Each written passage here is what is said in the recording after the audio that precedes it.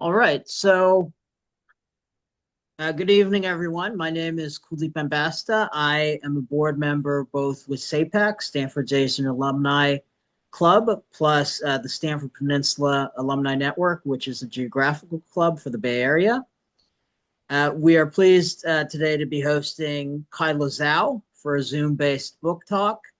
And we have some pre-prepared questions, but for our guests, please feel free to chime in with questions through the chat, and we'll try to get through as many questions as we can. I typically aim for this to be half pre-made questions and then half audience questions.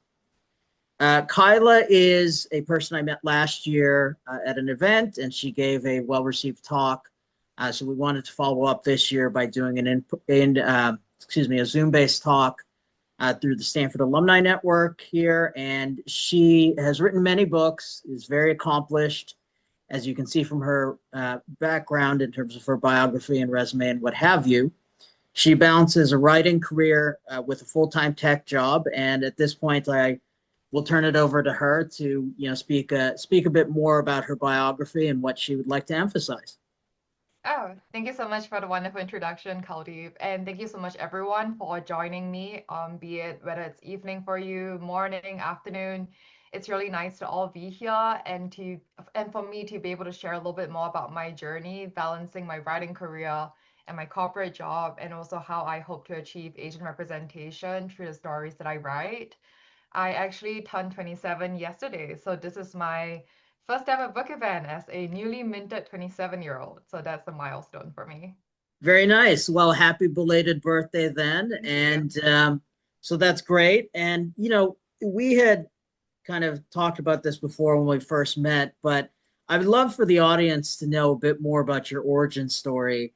You had witnessed during the COVID-19 pandemic period very significant anti-Asian racism, and that had inspired you to start writing. So aside from that point, is there perhaps like one specific moment that galvanized your interest, or was it a more gradual process in terms of becoming a writer? Yeah, I think you hit on it. I think the big turning point for me was the COVID-19 pandemic and the lockdown. And so in 2020, I was a third year student at Stanford, and then a pandemic hit, and then all of us were kicked off campus. But I also couldn't go back home to be with my family in Singapore because all the countries were shutting down its borders. And I was afraid that if I left the country, I might not be able to come back for school, for work, and so on. And so ultimately, I decided to stay put in California, and I ended up living there by myself for most of 2020. And like you said, that was a year of very rampant and increasingly obvious anti-Asian racism and hatred. And I would just go on social media, I would go on the media, and I would see the Asian community be portrayed in a very negative, derogatory manner. And it made me start to feel shame and almost fear around my Asian identity, around the way in which I was being perceived, and all the ways in which being an Asian woman would be held against me. And so that's when I turned to writing, writing about Asian characters who are defined by ambition, complexity, and by joy, not by fear and shame. Writing stories in which Asian characters would be the main characters and not just sidekicks or caricatures or stereotypes. And that became a way for me to reclaim pride in being Asian again and to reclaim a sense of my identity. Absolutely. Well, that makes a lot of sense to me in terms of your path. So thanks for expanding on your origin story. I think, for the aspiring writers among us, there's a saying that you should write what you know. And that's kind of a classic piece of first advice that's given to writers. Is this something that you would also give to a writer starting out or not? I think instead of writing what you know, I would argue that maybe the better advice would be to write what you're truly passionate about. And I know that sounds corny, for me to tell you like do what you're passionate about. But truthfully, I mean, writing is a very solitary activity. No matter how encouraging your friends and family are, at the end of the day, you're the only person sitting down to a blank computer screen, and you're going to be working on that book for years and years. My latest novel, May the Best Player Win, which just came out in September, that took 4 years to write. And 4 years is an awfully long time to spend working on something if you don't actually enjoy what you're writing about. So I think for your own sake, to save yourself grief and any emotional trauma that comes from writing stories, it really helps if you're writing what you like and what you're fascinated by, and if the stories that you write are trying to answer questions that you're interested in figuring out. So I want to touch upon something you mentioned, which I agree with actually. Writing can be a very solitary pursuit. But for you, have you ever explored fellowships or mentoring communities, etc., where maybe you can swap ideas and get feedback? Or is it really for you, really just, okay, day job is tech, you know, outside at free hours is writing, and that's it. And there's no real collaboration for the writing piece? I would say that some of my good friends now were actually friends that started off as just purely writing friends. But writing is a very intimate activity. You're exploring parts of yourself that you might not even know much about. And so, when it comes to my writing friends, some of them have slowly become personal friends over time, and they have become very close to me, and I share with them much more than just the stories I write now. It is a very collaborative community. People are very encouraging of one another, which is always nice, especially in an industry sometimes where it feels like there are not always a lot of opportunities for authors of color. And so I'm glad that we don't see one another as competition, but that instead we choose to lift one another up. We choose to guide one another, to pass on advice, to warn each other about things to look out for. And we're always the first to be cheering one another on. So that has been a really nice side effect of becoming an author, just discovering this whole new community and discovering some really good friends. Excellent. That makes sense. Great. Well, one thing that you've emphasized in some of the talks that I've seen online that have been posted through YouTube is the phrase authentic representation. Could you tell us a bit more about what that means to you and how it relates to your writing? Yeah, so growing up, I think some of the most defining works of Asian American literature were books like The Joy Luck Club or books written by Maxine Hong Kingston. And I love reading them. They made a very big impression on me growing up. But a lot of the stories that were being upheld as, those defining Asian American literature works were all centered on perhaps some sadder topics about intergenerational trauma, about family trauma. And I think exploring those topics are very important and very relevant and things that I could relate to varying degrees.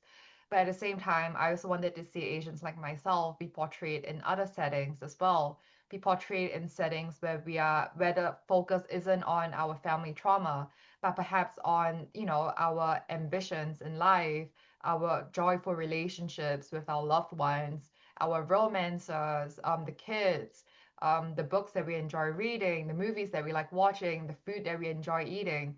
I think authentic representation to me is being able to explore all of these very different facets and realizing that the Asian diaspora isn't a monolith, that you're Asian, I'm Asian, but at the end of the day, we're going to have very different experiences, very different desires, very different fears, and that we should not be pigeonholed to only being able to tell a certain kind of story or only being deemed worthy of starring in certain kinds of stories. Right. So trying to avoid stereotypes and trying to be more comprehensive in the themes and the characters that are in your work. Yeah, exactly. Which is why in all the books I've written, they have all been really different. So, for instance, my first book, it's set in high society. It's about an ordinary woman who pretends to be a socialite. My second book is about a fashion journalist who has to take on a new job at a tech startup in Silicon Valley. My latest book is about a Hmm. chess prodigy. My next book coming out next year, it's historical fiction. It's set in San Francisco, Chinatown in the late 1940s, and it's about two rival gangs. So all of these settings are really different. The main characters are very different from one another. But that's the thing, because they're meant to be different. They are meant to tell different stories that are all equally relatable and relevant to different audiences within the Asian diaspora and even beyond. So that sparks a question in me. When you look at authentic representation, how do you structure your research? Because obviously you're time limited, right? You have a day job and then you're a writer as well. But for some of these topics that you've mentioned, fashion, etc., I would assume you have to do some sort of at least basic research to be able to structure a book properly. Could you tell us a bit more about that? Yeah, so for my first three books, the one set in high society, the one set in Silicon Valley, and the one set in the world of competitive chess, I didn't actually have to do a lot of research because I have been in all those environments.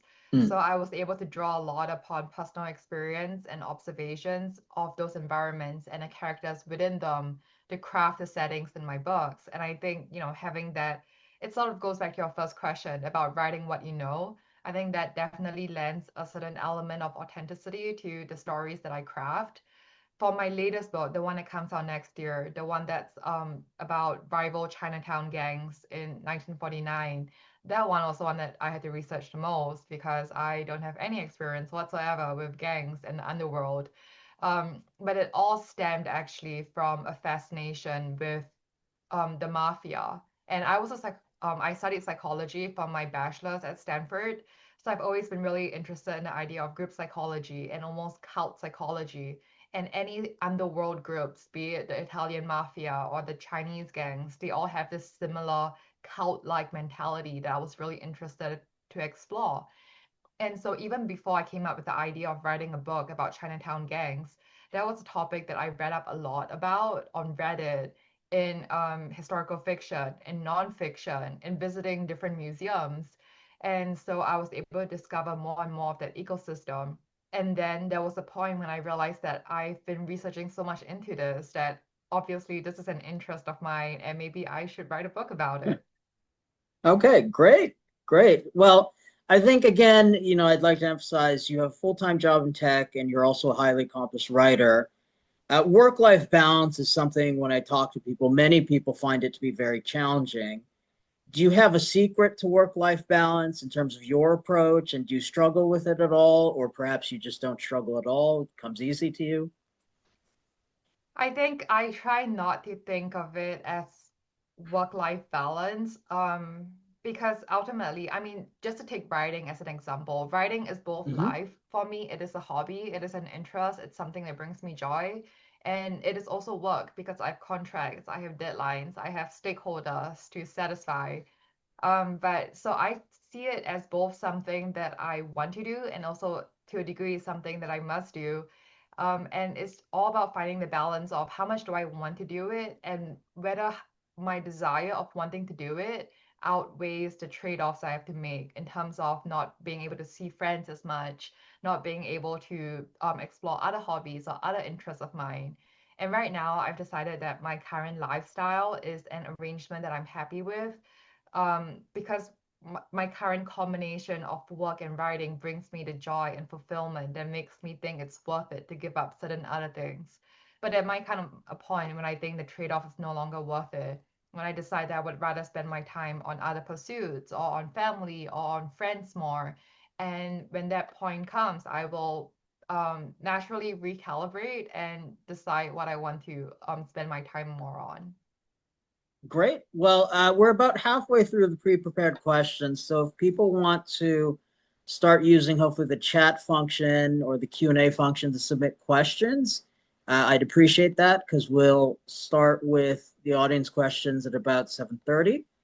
Um, well, maybe just to delve a bit deeper on what you just said, if you were to pursue other hobbies and interests, what would those be? And I realize this is all hypothetical, but just curious. Oh wow. That's a really good question. Okay, for instance, I think I might want to explore acting in some capacity, and I'm actually just throwing this very wildly out there. I know I have some friends who are probably watching this right now and being like, "What the heck? We've never heard you mention acting in any capacity." But yeah, like you never know. I mean, 5 years ago, I never thought that I would write any books.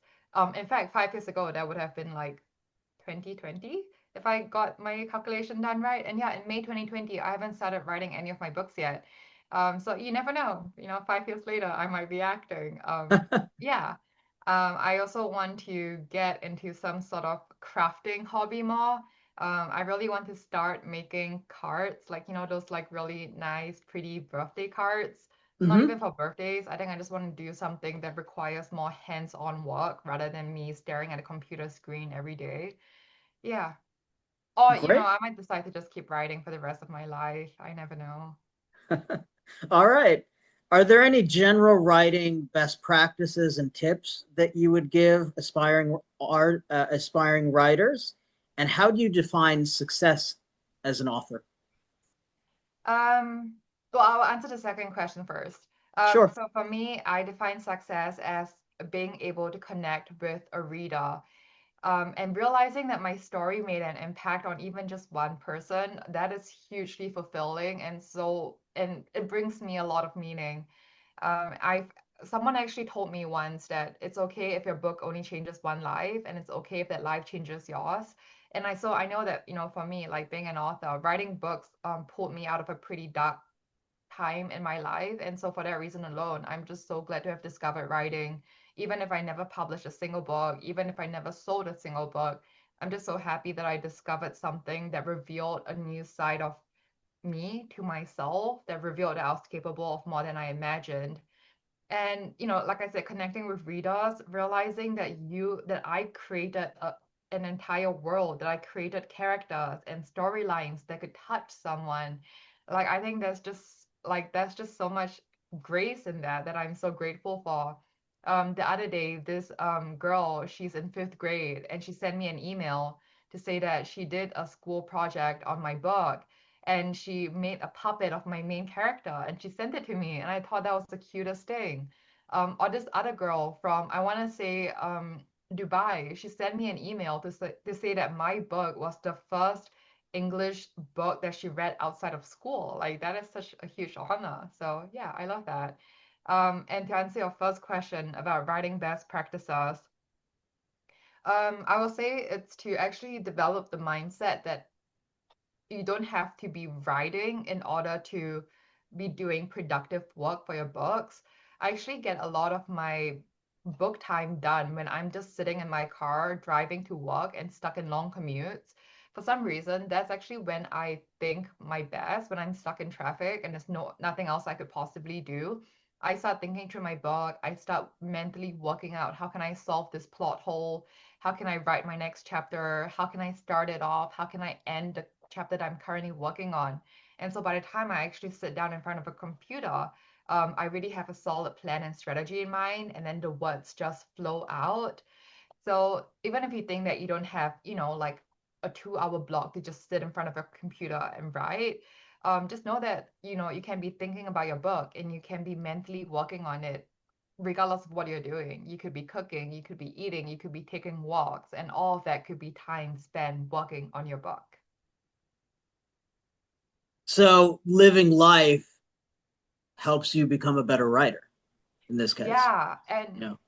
actually, if I could just build off of that, there are Sure. times when I feel guilty about not writing.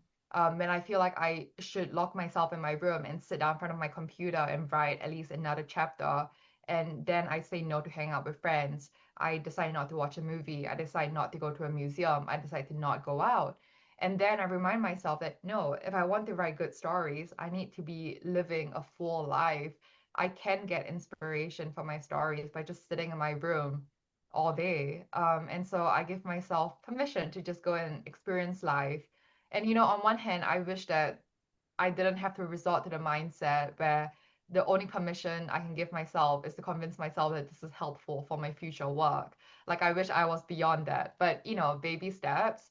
And so I think if you want to do anything creative, you have to put yourself out there more. You have to give yourself the grace of just, living work aside for one moment and realizing that you need to fill your wells before you can draw upon it for the work that you create. Great. Great. And as an author of color, have there been unexpected challenges or perhaps opportunities when you've been navigating the industry of publishing? Yeah, I remember my very first shock came when I was looking for a literary agent. And so for those who don't know, if you want to be published by one of the big publishers, you need a literary agent. That's a pretty common feature of any creative industry. Models, singers, actors, they all need agents, and I discovered so do authors. And I remember I sent my manuscript out to one agent who's based in New York, and she said, "Oh, I really love your story, but I was wondering if you would consider making one of your main characters white so that it would, instead of making all of your main characters Asian, so that it might be more, it might appeal more to a wider audience. And, I think the undertone was that by wider audience, she meant an American or rather a white-centric audience.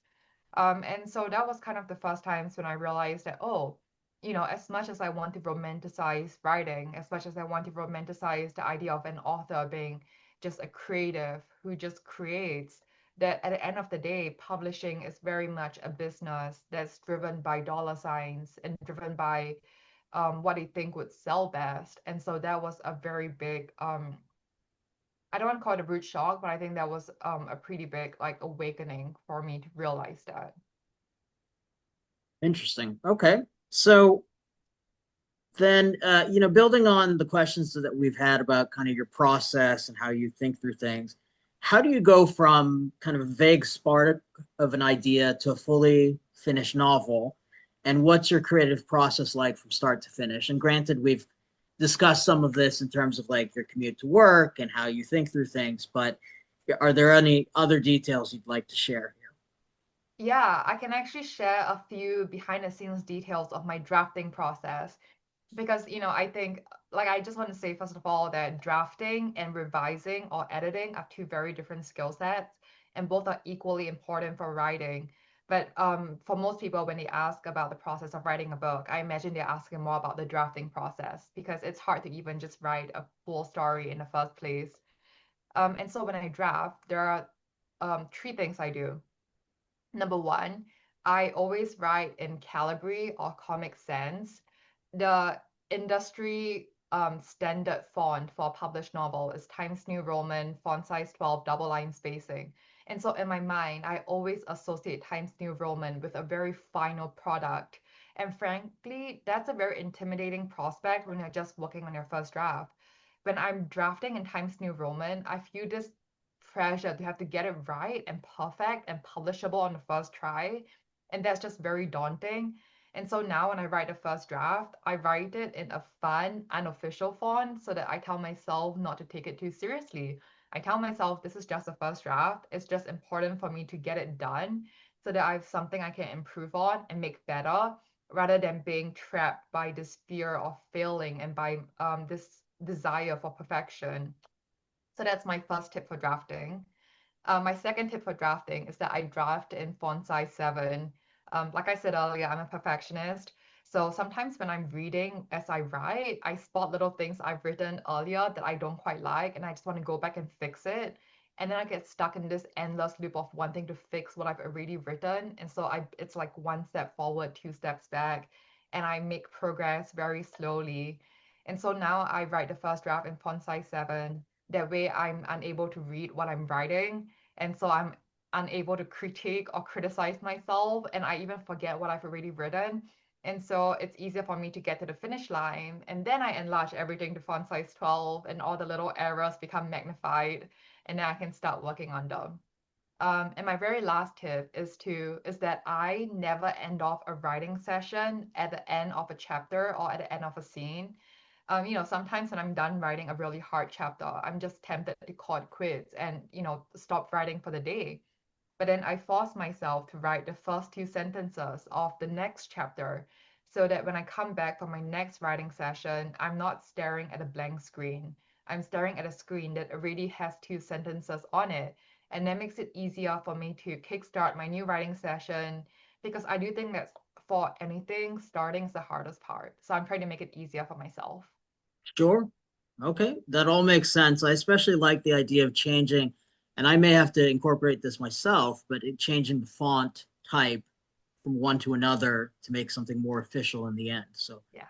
I really like that advice in particular. So I only have one last pre-prepared question, then we'll move on to the audience questions. What's next for you? Maybe you'll be an actress, maybe you'll be an author for the rest of your life. Maybe you'll found a startup. What's next, just generally speaking? Yeah, maybe I'll be acting out a book that I wrote. Maybe. But yeah, well, right now I have a few different book events coming up. This month has been pretty busy with book events. So, for instance, next week I'm going to Pennsylvania for a book festival, and then I have another one coming up in South Dakota. And I'm also working on my next book, the one coming out in 2026, the one about the rival Chinatown gangs. It's been a lot of fun working on that. It's very different from real life, so it's nice to have that something to escape into. And I'm also starting work on a secret fifth project. So I'm kind of juggling a few different books at once. And I think that with time, I've gotten better at balancing the creative and the business parts of publishing.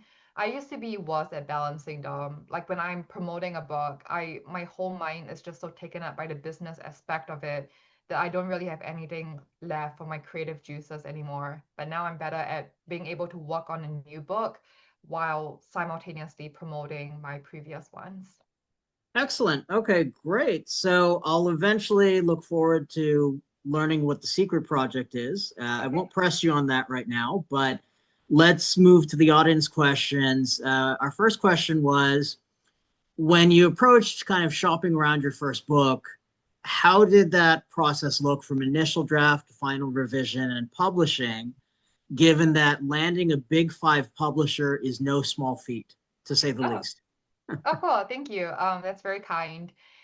So like I mentioned earlier, if you want to get published by one of the big five publishers, which is the big publishing houses in America, and they publish internationally as well, you need a literary agent. That's the first step. Most of the publishing houses wouldn't even consider your manuscript if your agent doesn't send it, isn't the one sending it to them. And so to do that, it's basically a process of cold emailing. You want to send your book out to different agencies, different respectable agencies, and you just hope that one of them will like it enough to want to sign you as a client. Because any decent agent, they work off commission, so they don't start making money until you start making money, which is why it's also in their best interest to sign a client whose book they believe they can sell. And so getting an agent is the first big step. And there are really no tricks about it. It's really just like sending your book out and hoping for the best. I will recommend though, like opening a separate email account for all your publishing matters, because I remember I was using the same email that I use for handling like all my junk subscriptions and so on. And so whenever I was during that period of time when I was waiting for agencies to get back to me, every time I got a notification in my inbox, I would get really, really excited and then I would run to it. And then it would be like a $10 off voucher from Bath and Body Works, which is great, but it's not an agent offer. Yeah, and then so after you get an agent, you will work with your agent on perfecting your book more. And then once they have decided that a book is good enough, they will send it out to the publishers. And you might be working on the book with your agent for a pretty long time because you only get one shot at sending it out to the publisher. So if they don't like it the first time, you can't just send it to them again after you have changed some things. It's really a one and done thing. So yeah. It's a one shot and there's no second chance. Okay, good Yeah. to know. Next question that we have here from a guest, a big fan. Which book was hardest to write? The book that was hardest to write. Well, I think my first book and my most recent book in different ways. The first book, because I went in completely blind, I was creating the story as I wrote. And I didn't know anything about the writing process then. I didn't even know what was considered like an acceptable word count. So I just threw everything but the kitchen sink in there. Yeah, so the first book was hard because of the sheer lack of experience.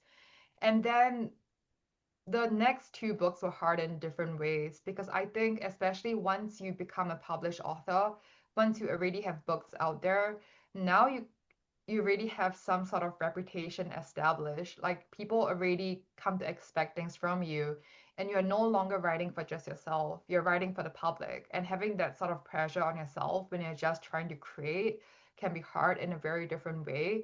And so learning to manage those expectations from other people, especially expectations from strangers, while still preserving the integrity of what you want to work on, that's a different kind of challenge as well. Sure. Okay, great. Is there a genre or setting, aside from the mafia, I guess, that you've wanted to write but haven't gotten around to yet?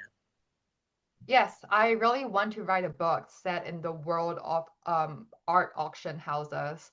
So last quarter, last term, I took a class at Stanford Graduate School of Business, and it's called The Business of Art.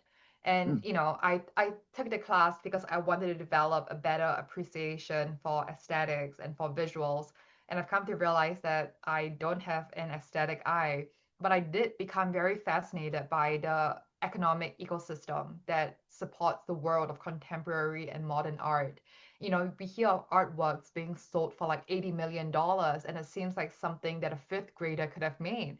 But there's a reason why people are willing to pay $80 million for it. And so the class taught me all about the mechanics behind that and who are the key players and who are the gatekeepers and the masterminds. And again, I just find, different settings very fascinating. And so I really want to write a book set in that world. And I recently met a guy who works at Christie's in New York, one of the biggest art auction houses. Sure. Them Um, and Sotheby's are probably kind of the big two. exactly. So I really kind of am hoping I get like a tour of the behind the scenes one day, and maybe that's going to give me some ideas for our next book. Excellent. Excellent. Great. And how do you sort, when you have ideas, how do you sort out the ones that are novel worthy from other ideas which are not as appealing? How do I sort out ideas that are novel worthy versus those that are not? That's a good question, and I don't know if I'm the best person to answer it because I know of some writing friends who get ideas really, really easily, and then they're the ones who have to struggle with deciding, is this idea the one that I actually want to work on, or is it just like shiny new toy syndrome? For me, Hmm. I don't develop ideas very easily. Like, I mean, I get interested by things and I want to write about them. Like, I want to write about an art auction house, but I just don't have a good enough idea for it yet. And so I almost never run into the problem of having different ideas at the same time. If I do come up with an idea, what I do is that I write a full outline of how I think the story would go.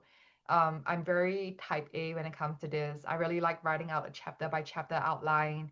My books end up being around 90,000 words, and my initial outline could be 15,000 words. Oh, So it's a wow. very detailed outline. And then Right. A sixth, ratio 1/6. exactly. I Yeah. think of it like that. I think of it of, okay, now that I have an outline, it just means that I have to write five more words for every word in my outline. And then that way I get to a complete novel.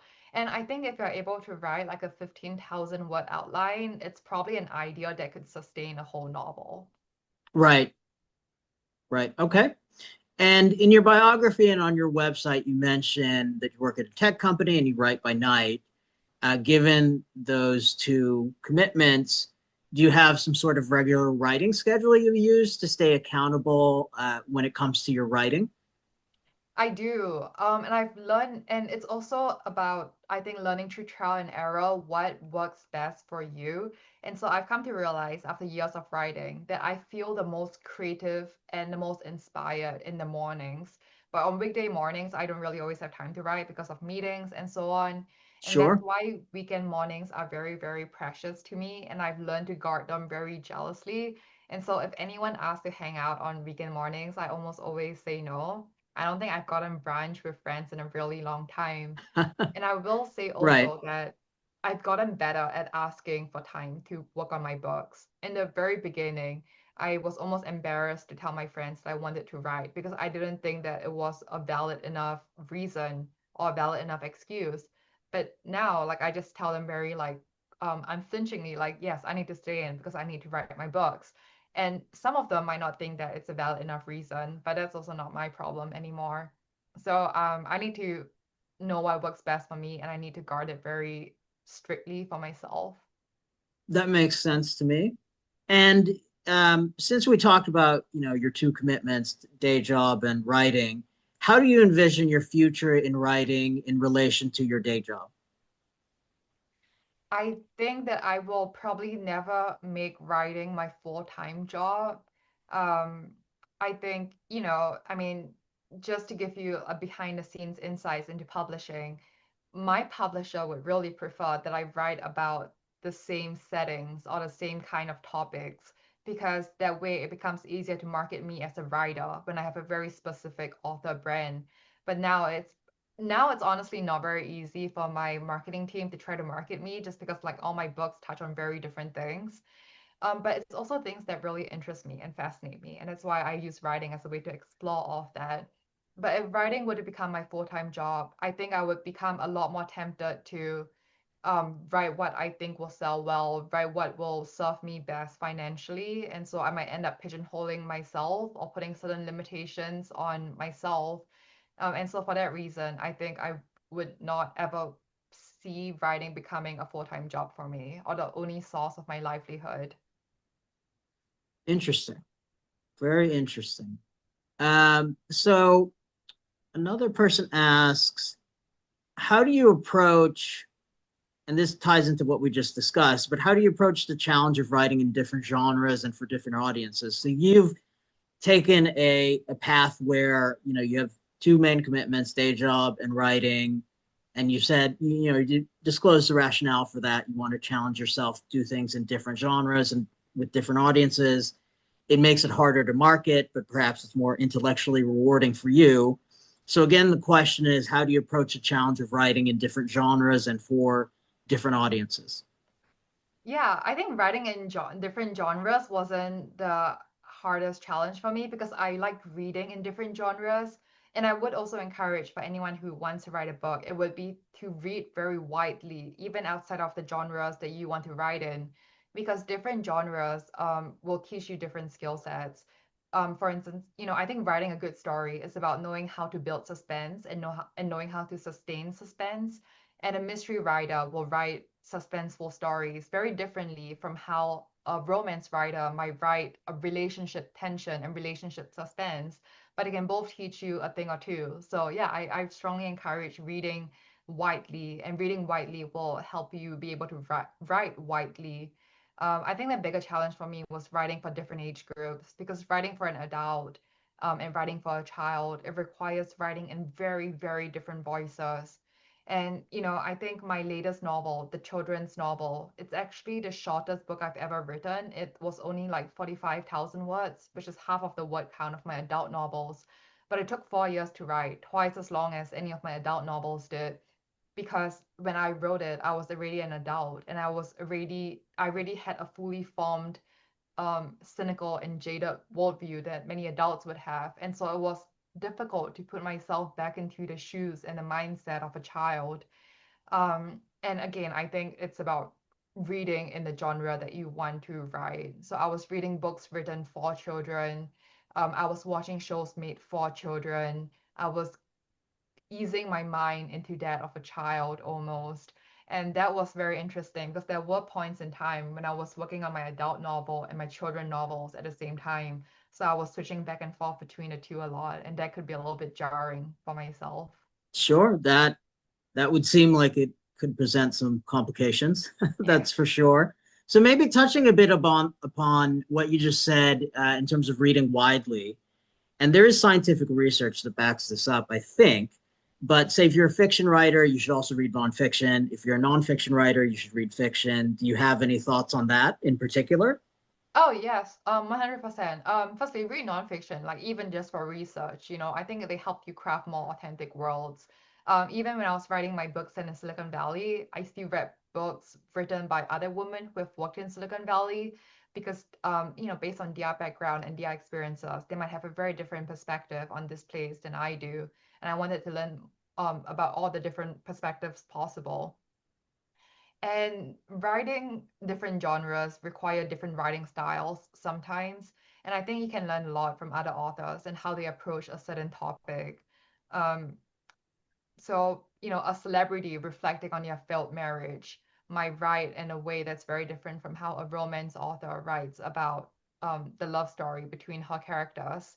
But I think they would both teach me different things. And ultimately, I think you read widely because you want to learn different things from different people. As an author, you never want to fall into the trap of becoming trapped in a bubble of your own making. Sure.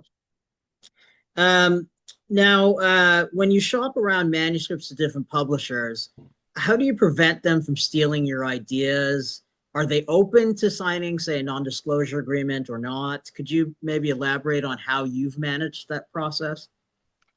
Yeah, so they would not be open to signing non-disclosure agreements, especially if you're a new author. You have no power, you have no leverage. If you ask them to sign an NDA, they will probably just laugh you out of the room. They wouldn't even open your email.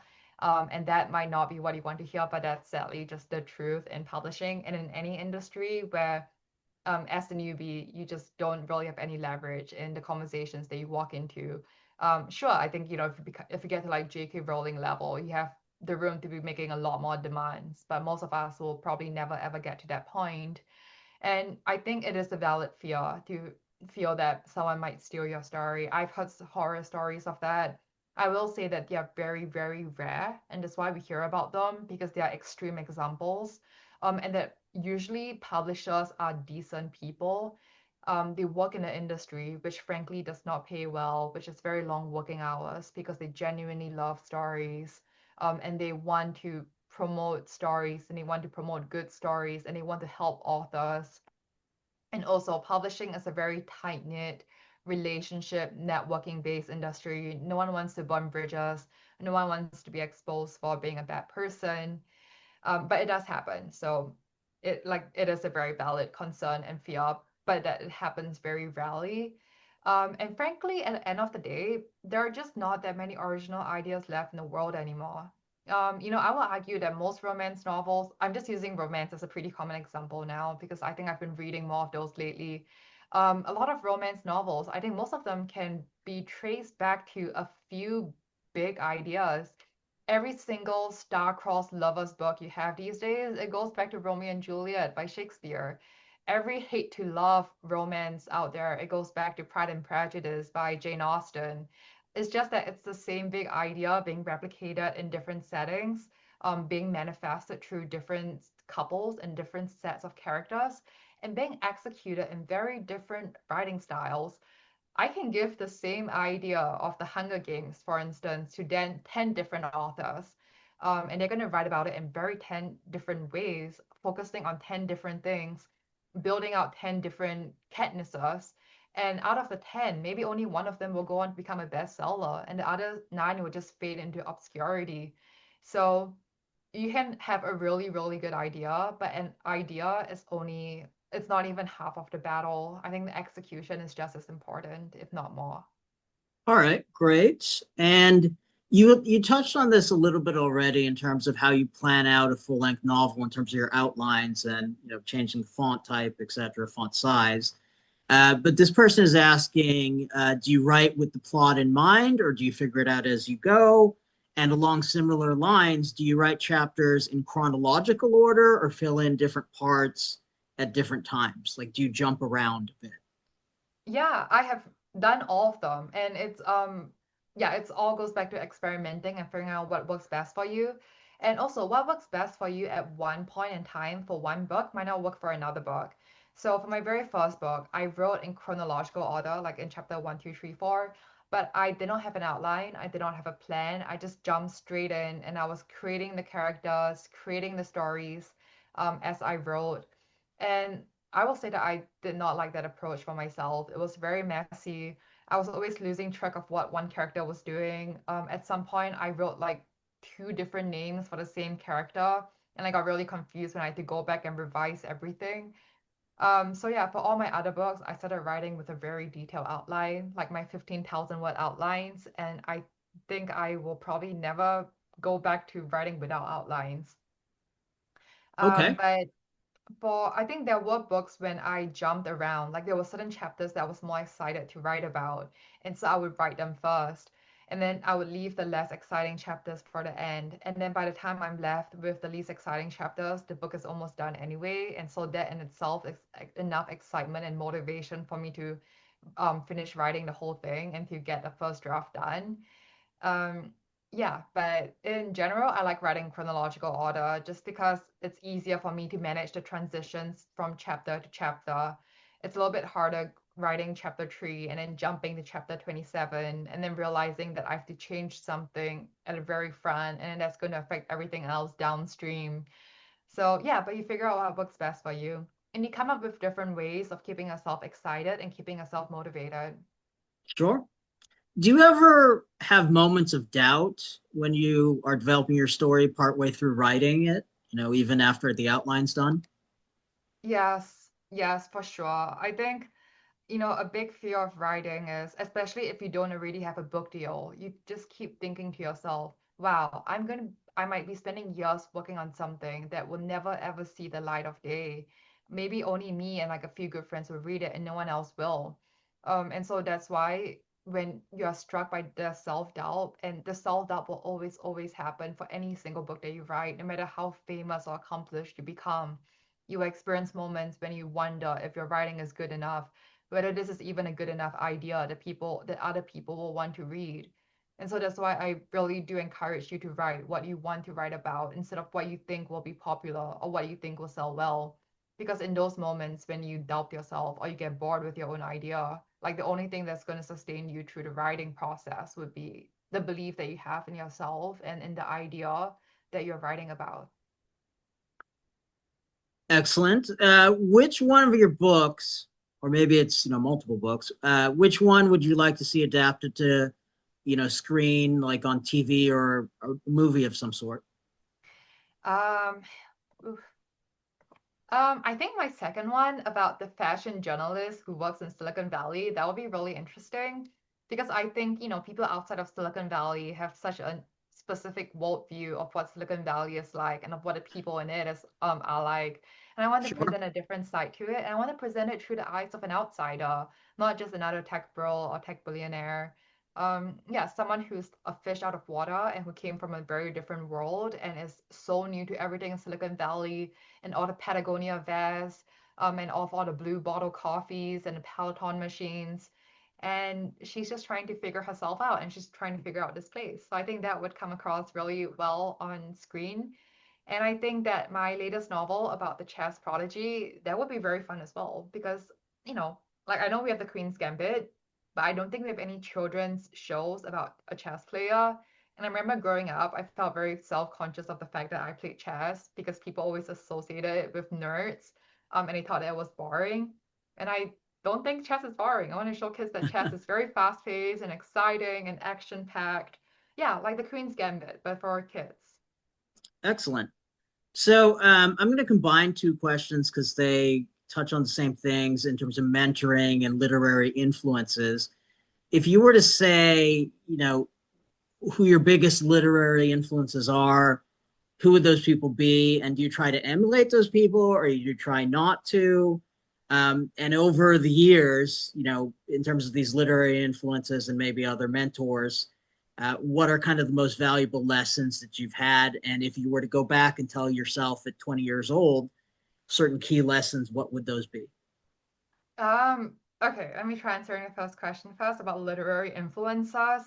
Mm-hmm. I I don't think I really have any. And I don't say this in like a pretentious way, I hope.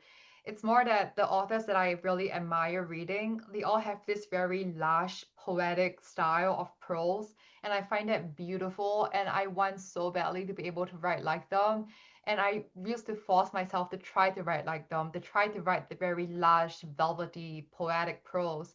And then I realized that that's really just not me, that I'm not capable of writing like that, and that by forcing myself to write like that, it just did not seem genuine or authentic. My writing just felt really flat. And so I realized that the authors whom I most admire reading are probably not authors who write like me or whom I will be able to write like. And so I can't even really attribute my writing style to any one particular author. I'm sure there were people who influenced it, but there weren't people that I very specifically looked up to. But one thing that I've become more comfortable with over years of writing is being okay with my own writing style and finding things to be proud of within it. And it's something that I really like now. Like I actually like reading my own books now when I didn't used to at first. Yeah, and I just tell myself that I might wish I could write like someone else, but the world already has their voice in it, and what the world doesn't have is my voice, so I might as well try to write books that sound more like me and what I can actually write. Yeah. Certainly. When it comes to age groups, what age group do you feel comfortable writing for when it comes to children? Do you borrow from childhood memories as a basis for your book when it comes to children's writing?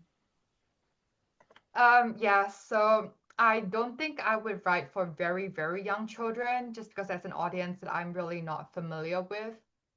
I think the probably the youngest I would go is middle school, and that's kind of the age group for my latest novel, May the Best Player Win, the one about the chess prodigy. And so for that, I really did struggle with writing that novel and writing for that very new age group.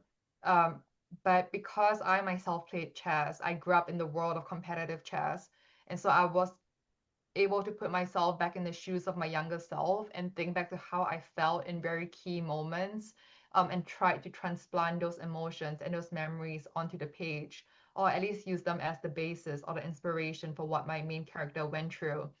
But it was also because I had to draw so much on my personal experience that writing that novel was really hard because it required me to really put in the hard work of wanting to think back through my childhood, to think back on certain things that I had tried not to think about for a very long time. And so Sure. I had to do a lot of that mental reflection and self-reflection. Yeah, so that also took quite a bit of mental work, I want to say. All right. Now, writing is a huge commitment, just writing a book itself. Um, Marketing is a whole other beast, so to speak. How did you approach marketing? What were your favorite and least favorite parts? And, both as an individual and with your team, could you care to comment? Yeah, no, you're so right. Writing and marketing are very different beasts in themselves. And I would actually like my joke, which is not really a joke anymore. It's that the easiest part of being an author is writing. It's everything else outside of writing that I find challenging and hard because now you're no longer just dependent on yourself. You're dependent on other people and you're really putting yourself out there to be judged and perceived. My favorite bit is doing book events and meeting readers and meeting other book lovers. It reminds me of why I write in the first place. It reminds me of the power of stories and of storytelling in a written word. The hardest part, but one that I think we have to accept if we want to work in a creative industry, is that you probably have to be on social media. Like, I think that's the hard truth. Of course, you can succeed without social media. We all know stories of authors who became bestsellers, even without social media, even with zero social media presence. But being going viral on social media does help. Like, I don't think anyone can deny that. You have seen books that got no marketing support from their publishers, but those books just became bestsellers because they just suddenly went viral out of the blue on social media. And so I think we live in a day and age where you can either try to fight against the power of social media and you can, put down social media as a capitalist machine, or you can try to see how you can leverage that to market your books. It's a tight balance and one that I'm still trying to figure out. I was on TikTok previously and I did have books go viral because of certain content that I created on TikTok. And then I realized that it was just taking out too much of my mental, emotional energy, and I wasn't willing to continue investing so much into that. And so I got off TikTok. And sometimes I still regret that. Sometimes I think of the perfect idea for what kind of content I could create that could make my new book go viral. And then I realized that, okay, I could do it, but am I willing to do it? Maybe not. But that also means being okay with the fact that maybe my books wouldn't sell as well as they might have if I were willing to put in that social media marketing work. Okay, interesting. So we have three more questions and we're running short on time. So maybe I'll just try to summarize here. Maybe let's see here. In your writing, I know that you mentioned emphasizing Asian main characters, and you mentioned that experience where someone said, could you make these changes, and you said that that was not the path you were willing to go. Have you always written Asian main characters? Have you had experiences with unintentionally or intentionally whitewashing your characters? Yeah, I remember when I was younger and I would have to write school essays or short stories, or like even when I was writing like fan fiction back in my fan fiction days, the main Mm-hmm. character was always a blonde haired girl with blue eyes, which doesn't even make sense because I grew up in Singapore, there were no white girls around me. But because in the Hollywood movies that I would watch or the books that I would read, the main character was always blonde and always had blue eyes. And so for the longest time, I internalized that as the kind of girl who deserved to be the main character, who deserved to take up time and space and be the center of attention. Whereas Asian girls like myself would be more on the sidelines or play the supporting character, never the main character. And I think writing became a way for me to unpack that and untangle that, and it's still very much a work in progress. I remember in the very first book that I wrote, and actually in the very first two books that I wrote,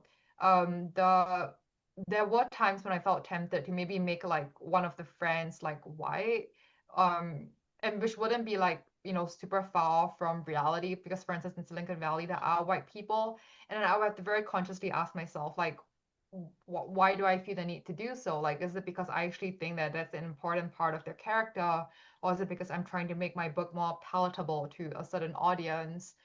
So it involves a lot of, active questioning about my motives and my motivations for wanting to do certain things. Okay, great. So now, we spoke a bit about earlier how Asian American literature, it can be very broad or it can be very narrow in certain cases.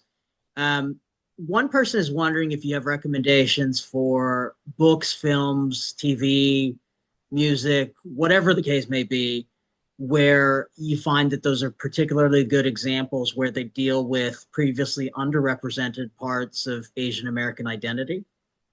Yeah, I was recently watching, well, I recently have been watching these two sitcoms. So one is called Never Have I Ever. It's Hmm. set in high school, and I think all three of the main characters are girls of color. And two Okay. of them are definitely Asian. I think one's Chinese and one's Indian. And it's just amazing because, I think when I was younger, like the characters of color, like I said, they were never the main characters. They were always that nerd in class being called on, or the one who like was the butt of a joke because they brought kimchi to school or something. And I would just see that play out over and over again. Right. Supporting roles or Yeah. stereotypes Yeah, or both. exactly. Like they're always the joke. Or like the punchline. But in Never Have I Ever, like these characters, they were going through the exact same high school teenage issues that I would see happen to the white characters, the blonde hair girls with blue eyes that I would watch in the shows that I did when I was growing up. So yeah, but like I said, these are issues that are universal. They are things that almost any teenager goes through.